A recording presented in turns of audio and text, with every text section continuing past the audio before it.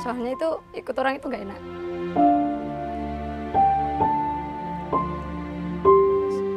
Sering dimarahi tadi.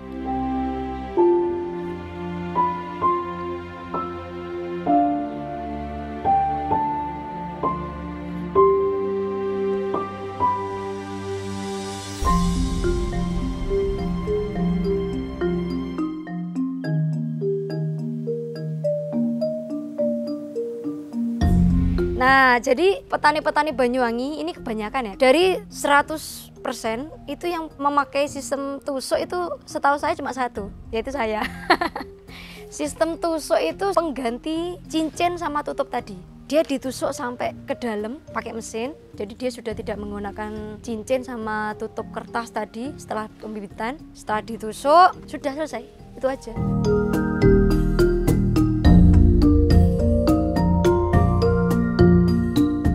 Jadi jamur tiram itu ada 3 kunci. Yang pertama konsisten, yang kedua sterilisasi, yang ketiga pembibitan, pemilihan bibit yang bagus.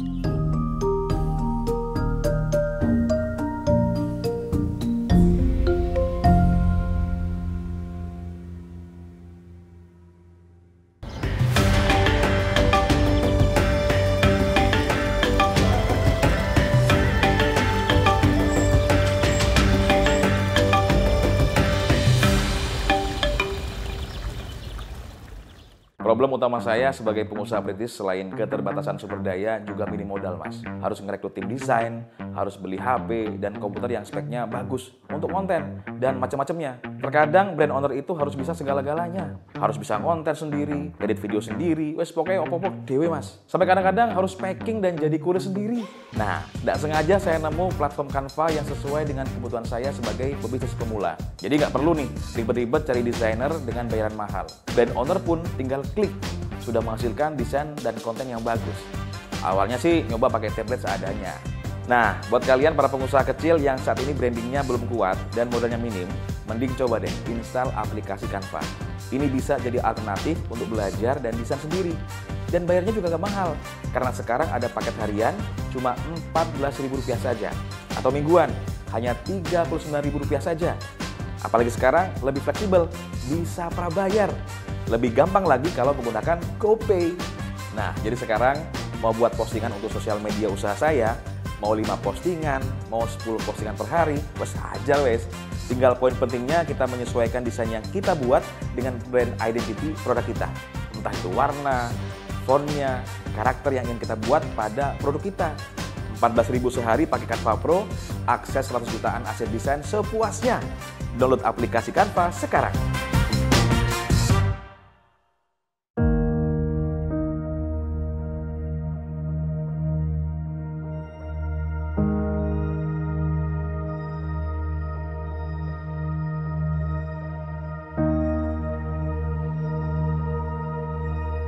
Assalamualaikum warahmatullahi wabarakatuh.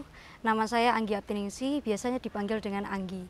Saya beralamatkan di Dusun Kerajaan, RT 3 RW 2, Desa Yosemulyo, Kecamatan Gambiran, Kabupaten Banyuwangi. Nah, usaha saya yang saya tekuni ini di bidang budidaya jamur tiram. Dari mulai budidaya jamurnya sampai pembelian backlognya. Saya sebenarnya mengenal jamur tiram ini sudah lama, sejak saya SMA. Saya tertarik, oh budidaya jamur tiram ini setiap hari bisa panen. Tapi waktu saya SMA, kenalan saya di bidang jamur itu masih sedikit. Jadi saya coba beli log sekitar 100 biji. Itu saya taruh di kamar mandi saya. Dia panen, saya masak. Jadi masih dikonsumsi sendiri. Setelah itu saya bingung pertama, karena nggak ada market. Dulu kan jamur tiram itu, ini jamur apa? Ini bahaya apa enggak buat kesehatan? Karena saya pas waktu itu tidak menemukan market, akhirnya saya berhenti. Saya kerja di bidang lain, saya ikut orang, saya pernah di pabrik triplek pernah, di Indomaret juga pernah, KSP yang nagih orang uang itu juga pernah. Debt collector dong? Ya bisa dibilang seperti itu, tapi itu BUMN gitu. 2020, saat itu bibi saya datang ke rumah. Di daerah Stempel itu banyak loh orang yang budidaya jamur tiram. Loh, kok banyak, dulu kan jarang, ternyata sekarang sudah banyak. Saya tertarik lagi jiwa bisnis saya yang dulu, yang sudah lama saya pendam itu. Saya tertarik, saya datangi di stempel itu, saya tanya-tanya, oh ternyata di sana ada pengepul besar dia. Pengepul itu pasarnya sudah mencakup 3 wilayah. Yang pertama di Genteng, di Bali, ada juga di Jember. Wah ini peluang pasarnya sangat ada ini. Lalu saya mulai, ada yang menyarankan saya, lebih baik beli backlog saja kalau awal mulai. Cuma pikiran saya kan, wah ini pasarnya sudah ada, kenapa saya nggak belajar dari awal? Jadi saya budidaya pertama, langsung buat backlog. Dan wassalam, semuanya gagal. Kok ini bisa gagal ini? Akhirnya saya keliling ke petani-petani, petani satu saya tanya, ini komposisinya apa aja? Resepnya apa aja? Lalu saya pindah lagi ke petani satunya lagi, beda lagi ternyata komposisinya. Ini setiap petani punya komposisi masing-masing ini. Lalu saya praktekkan satu-satu. Ternyata kegagalannya sudah berkurang. Dari awalnya gagal semua, jadi kegagalannya kurang dari 50%. Bisa dijelaskan latar belakang keluarganya?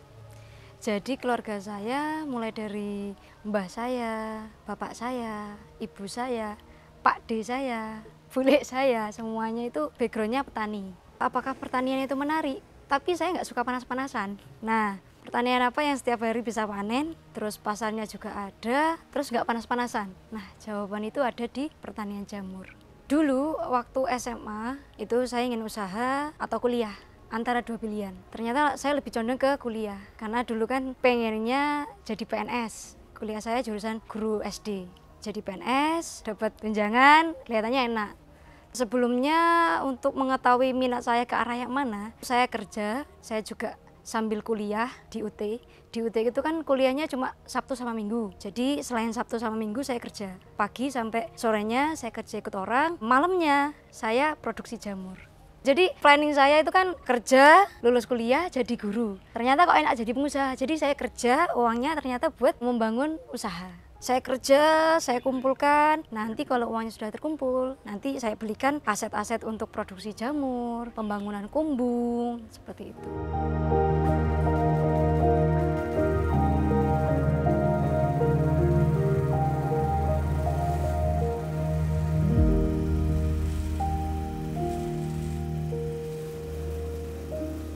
Sebenarnya saya itu pada awal mula mendirikan usaha jamur ini, saya tidak 100% didukung. Kamu kan sudah kuliah, ya udah kerja aja jadi guru. Tapi karena ada jiwa di dalam diri saya itu yang ini saya pengen usaha, pengen punya usaha sendiri.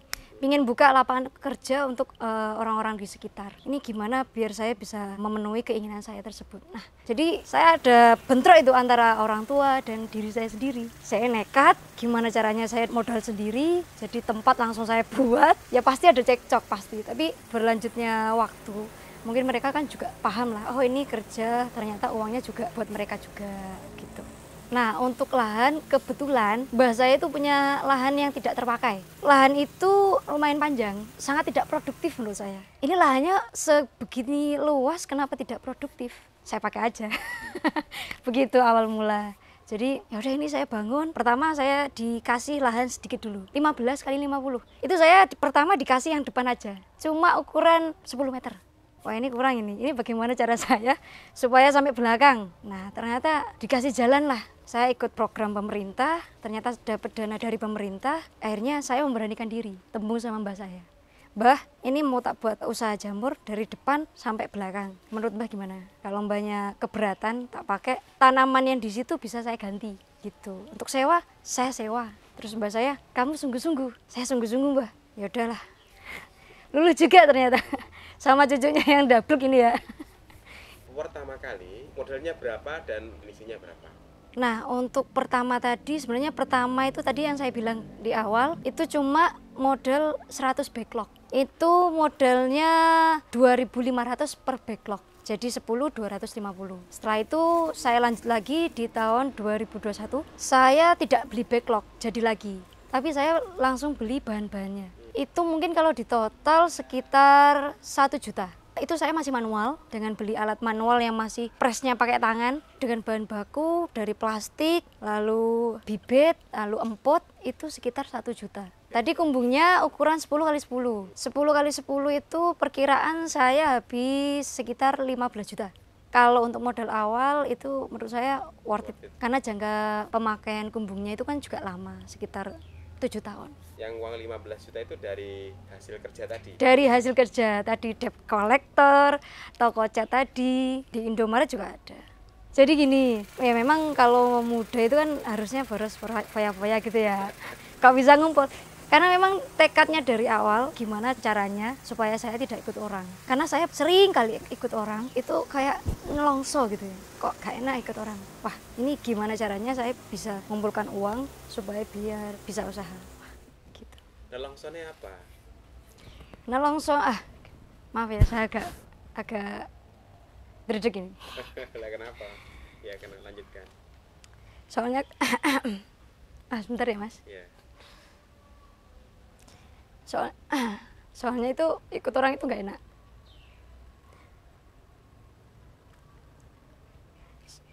Sering dimarahi tadi.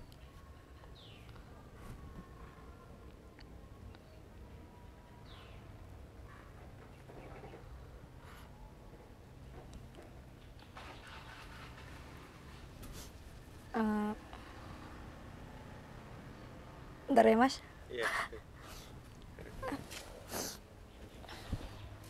Ada tisu tak? Ada tisu. Memang.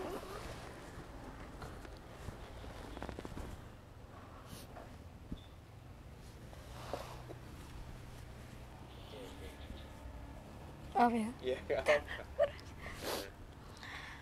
Boleh cuci muka mungkin? Sebentar. Boleh. Boleh ya? Boleh. Kok nggak enak ini? Amin.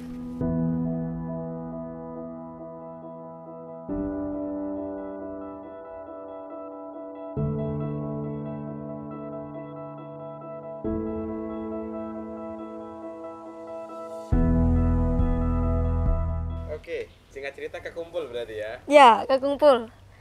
Kekumpul berapa? Awal mula tadi sekitar saya nyicil dulu. Pembangunan kumbung itu saya nyicil pertama 5 juta. Saya nyicil lagi beberapa bulan. Jadi nggak langsung jadi itu. Dengan cek-cek tadi, itu akhirnya sampai jadi saya total habisnya sekitar 15 juta itu tadi. Pertama itu keisi 100, minggu berikutnya 100 lagi. Karena memang alat produksi saya masih kecil. Setelah lama-kelamaan, bulan pertama itu saya dapat 1000. Wah ini saya harus invest lagi nih di alat ini, nggak bisa ini. Kalau untuk tenaga kerja awal itu saya nggak punya, saya sendiri. Terus setelah itu, wah ini saya harus investasi nih ke aset supaya produksi itu bisa lebih berkembang lagi dan cepet untuk fullnya tadi 10.000 tadi. Akhirnya saya beli alat campur namanya, itu sekitar harganya dulu itu 10 juta. Itu sambil kerja Mas ya? Masih sambil kerja. Jadi uang setiap bulan saya kumpulkan sambil tadi backlog yang sedikit saya kumpulkan juga. Uangnya saya puter lagi. Gitu aja gulung terus dari kecil sampai besar. Penghasilan pertama itu saya dapat 2 bulan setelah saya mulai. Itu sekitar 2 kilo, 3 kilo. Wah, itu sangat sedikit menurut saya. Tapi untuk sampingan dan untuk memulai belajar itu sangat gak apa-apa. Tak telateni lah.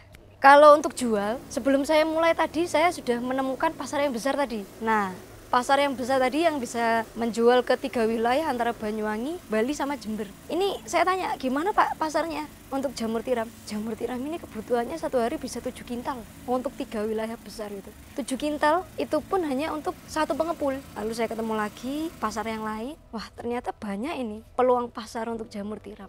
Saya awal usaha 2021 Januari itu sudah menemukan pasar.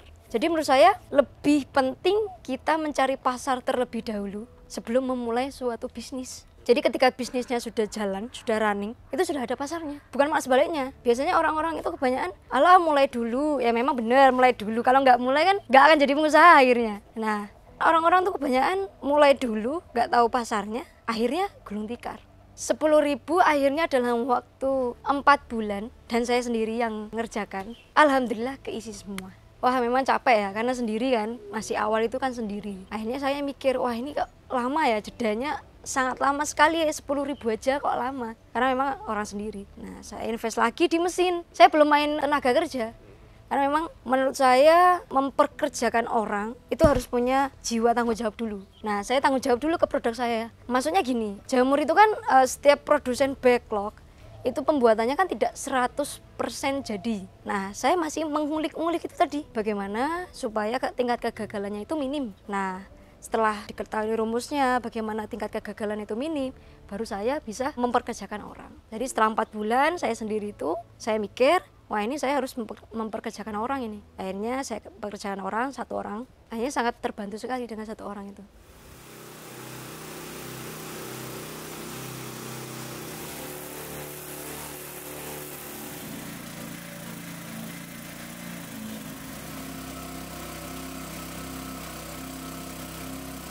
Ada beberapa mesin yang sudah saya invest. Yang pertama tadi mesin pengaduk yang di depan tadi, lalu ada mesin press, lalu ada tempat sterilisasi, tong 2 itu, dan ada mesin tusuk juga, mesin ayak juga ada. Wah itu total investasinya itu selama bertahun-tahun. Saya kumpulkan sedikit-sedikit, jadi nggak langsung jebret, itu nggak gitu. Kunci keberhasilan dari backlog jamur itu cuma 2 sebenarnya, dari sterilisasi dan dari bibit. Nah, jadi petani-petani Banyuwangi ini kebanyakan ya, dari 100% itu yang memakai sistem tusuk itu setahu saya cuma 1, yaitu saya. Sistem tusuk itu pengganti cincin sama tutup tadi. Dia ditusuk sampai ke dalam pakai mesin, jadi dia sudah tidak menggunakan cincin sama tutup kertas tadi setelah pembibitan. Setelah ditusuk, sudah selesai. Itu aja. Kalau itu kan masih dikasih ring itu masih bertahan. Ring itu nggak bisa dipakai kalau belum dilepas. Sedangkan ini dilepasnya kalau sudah umur 30 hari. Otomatis 30 hari itu kan cincin tidak produktif ya. Kan kita harus memanfaatkan segala terkecil pun alat-alat supaya produktif. Nah, saya pikir metode tusuk ini sangat efektif menurut saya. Karena tusuknya itu cukup 1 kali masa butuh 1000 tusuk. Tusuk itu setelah diturunkan diganti kapas. Tusuk itu bisa dipakai lagi. Kalau pakai cincin enggak. Jadi cincin itu bakal nempel di backlog selama 30 hari itu sebelum dibuka cincin. Jadi awal mula kan kelompok saya kan sudah saya punya kelompok petani jamur. Itu sudah dari tahun 2015. Tapi saya tidak bergabung ya 2015. Mereka bisa kelompok, terus saya main di stempel tadi. Akhirnya saya bergabung itu sekitar 2021 tadi. Tapi mereka berdiri aja, tidak ada legalitasnya. Akhirnya kemarin saya mengurusi tentang legalitas kelompok. Setelah saya mengurusi legalitas kelompok, akhirnya kan saya kenal dinas, kenal BPP, kan harus berhubungan seperti itu. Nah, dari BPP ini saya mendapatkan info. Ada program pemerintah, YES namanya, bisa dapat bantuan 1-200 juta. Jadi antara individu dan klaster. Kok saya tertarik? Tapi teman-teman petani yang lain memang tertarik, cuma ada umurnya yang tidak memenuhi syarat. Kan untuk program itu sekitar umur 19 sampai 37 kalau 38 ya. Nah itu yang masuk cuma beberapa orang di kelompok saya. Nah saya daftar, yang lain ada yang ini beneran program pemerintah atau cuma program abal-abal ini, ada yang nggak percaya. Saya agak susah ngajak mereka, padahal mereka dikasih uang gratis nggak mau ya. Tuh akhirnya saya, ya wes lah bismillah. Saya mengajukan, ternyata saya dapat, alhamdulillah saya seneng sekali. Akhirnya modal itu saya gunakan untuk pengisian perluasan lahan, untuk pembangunan kumbung saya sendiri, tapi untuk isinya dan alat-alat dari modal bantuan. Alhamdulillah saya dapat 40 juta, tapi ada juga yang ya 45, 25, tergantung dari aset-aset yang dimiliki. Nah karena aset saya sudah saya kumpulkan beberapa tahun yang lalu, jadi kan lumayan banyak. Ya, jadi saya pengajuannya bisa banyak, seperti itu. Jadi selain YES, saya juga ikut Jagoan Tani Banyuwangi. Kalau tidak salah, Jagoan Tani ini cuma ada di Banyuwangi. Saya kenal Jagoan Tani ini ya dari program YES itu. Setelah saya ikut YES, orang-orang YES itu menyarankan, kamu ikut Jagoan Tani ya? Oh ya siap Pak, nggak apa-apa. Pikir saya juga, wah ini Jagoan Tani kan otomatis banyak orang-orang hebat yang berkumpul dalam suatu tempat, yang mana itu bisa menjadi relasi untuk saya juga. Dan memang benar. Setelah saya ikut Jagoan Tani ini, saya kenal sama market yang baru, pandangan produk yang baru, ketemu teman-teman jamur yang baru juga. Nah itu.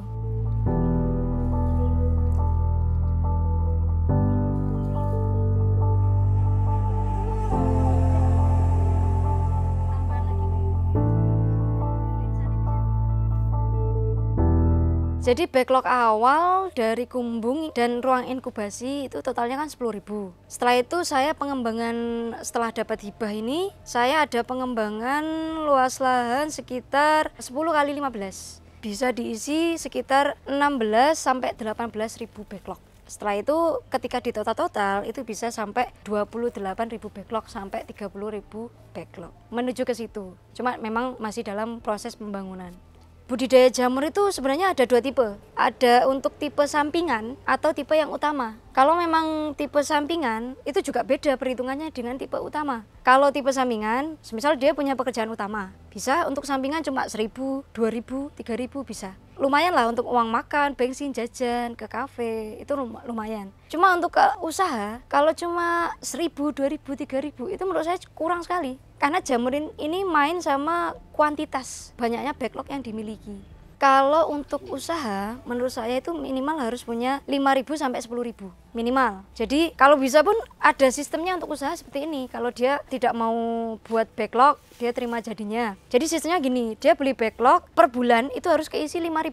Sudah punya lahan 15.000. Nah, bulan pertama dia isi 5.000. Karena jamur tiram ini kan sistemnya setiap hari dia panen. Jadi setiap hari dapat uang. Harus pintar-pintar manajemen uangnya tadi. Nah, kembali ke tadi, kalau buat usaha dia tidak memproduksi backlog, tapi dia beli backlognya yang langsung jadi. Kalau misal dia punya kumbung kapasitas 15.000 per bulan, dia harus ngisi 5.000. Bulan berikutnya dia ngisi 5.000 lagi, bulan berikutnya lagi 5.000 lagi. Nah, setelah ini yang awal sudah habis, ini diisi lagi. Jadi muter gitu siklusnya. Jadi kalau dia punya cuma 5.000, menurut saya kurang untuk skala bisnis yang berkelanjutan itu kurang. Kalau yang bagus yang tadi berkelanjutan, jadi per bulan dia masuk, nanti bulan ketiga dia keluar, ada yang masuk lagi. Kalau untuk 10.000 itu keuntungannya kotor bisa sampai 9 sampai 10 juta. Itu dengan rata-rata berat 0,3 ons. Itu kotor. Kalau bersihnya itu bisa sampai 5 sampai 6 juta. Modal untuk 10.000 kalau dia beli backlog, satu backlog itu bisa mencapai 2.500. Kalau dia beli backlog 2.500 kali 10.000 itu bisa 25 juta. Tapi kalau dia buat sendiri, modal dari 10.000 backlog itu bisa cuma 10 juta. Jadi selisihnya sangat senjang ya tadi. Jadi kesenjangan ada antara yang buat sendiri sama langsung jadi tadi. Jadi jamur tiram itu ada 3 kunci. Yang pertama konsisten, yang kedua sterilisasi, yang ketiga pembibitan. Pemilihan bibit yang bagus. Yang pertama tadi, bagaimana pengusaha jamur tiram itu harus pandai-pandainya mengolah uangnya. Karena kalau backlog beli, 1 sampai 2 bulan pertama itu dia harus menyisihkan uangnya untuk diputar untuk bulan selanjutnya, perputaran modal. Baru bulan ketiga dan bulan keempat itu hasilnya bisa diraih. Seperti itu terus, harus konsisten. Tapi kalau dia tidak bisa membedakan antara kebutuhan, keinginan, semuanya dicampur adukan, itu sangat susah. Itu yang membuat banyak petani yang gulung tikar. Lalu sterilisasi. Nah, sterilisasi ini menurut saya lebih agak rumit karena ilmu dari setiap petani itu beda-beda.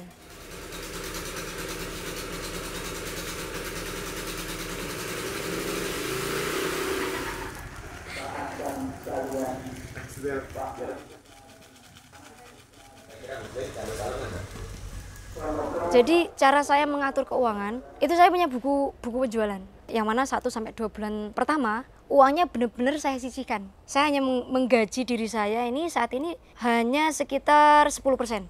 Karena 1 sampai 2 bulan pertama, itu bagaimana cara saya mengumpulkan uang supaya modal bisa terputar. Setelah itu saya punya laporan keuangan, jadi saya bagi-bagi antara kebutuhan saya, keinginan saya bagi, benar-benar bagi-bagi. Lalu 1 bulan, 2 bulan, uang langsung saya taruh ke bahan baku. Jadi bulan selanjutnya saya sudah punya bahan baku untuk produksi lagi. Nah, untuk 3-4 antara saya belikan aset dan saya tabungkan. Karena itu kan keuntungan saya. Atau saya memperluas lahan, nah itu saya kumpulkan dari uang-uang mesin itu kan dari hasil bulan ketiga dan bulan keempat. Kalau Mbak Anggi, bagaimana memanage antara keinginan dan kebutuhan? Keinginan dan kebutuhan. Kalau menurut saya, ketika saya lihat jalan-jalan di backlog ini, jalan-jalan di kumbung, saya lihat kumbung ini kayaknya kalau dikasih penyemprot otomatis bisa ini. Nah, saya rasa itu kebutuhan. Kebutuhan untuk kerja saya lebih mudah. Kalau saya sendiri sebenarnya untuk personal, saya lebih eman-eman.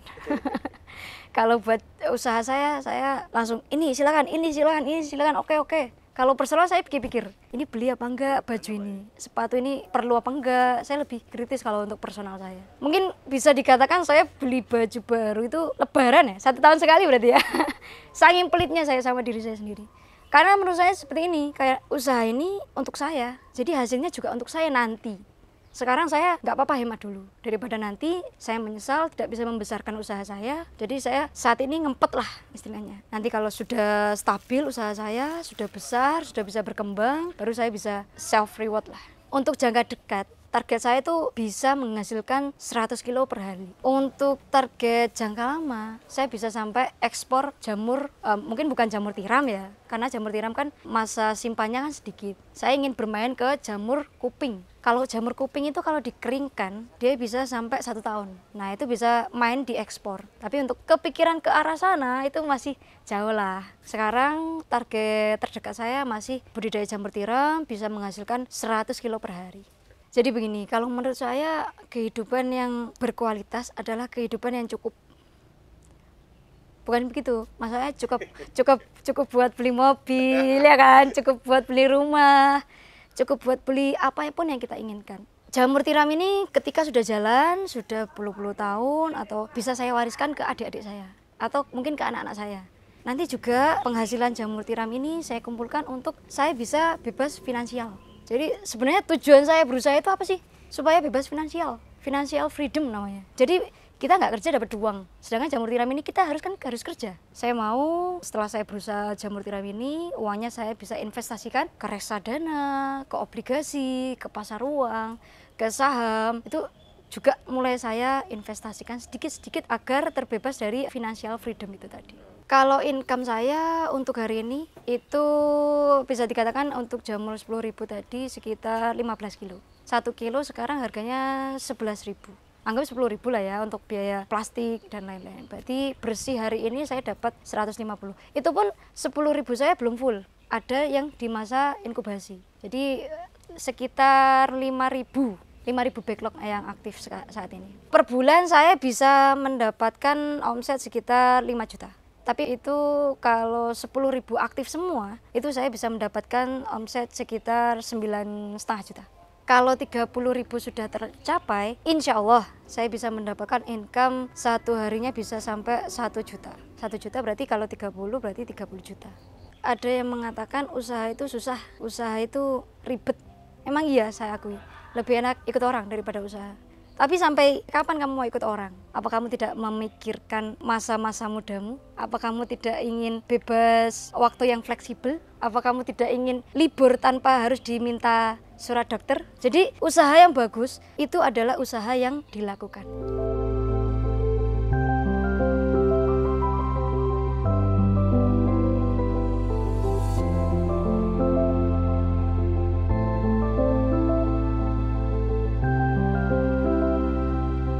Saya Anggi Aptiningsih. Assalamualaikum warahmatullahi wabarakatuh.